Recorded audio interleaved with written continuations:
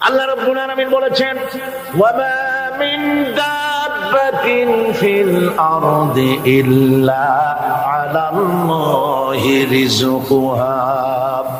এই পৃথিবীর বুকে এমন কোন বিচরণশীল জীব নাই যে জীবের রিজকের দায়িত্ব আমি আল্লাহ আমার নিজ হাতে গ্রহণ করি নাই। অসংখ্য প্রাণী এভাবে দুনিয়া আছে।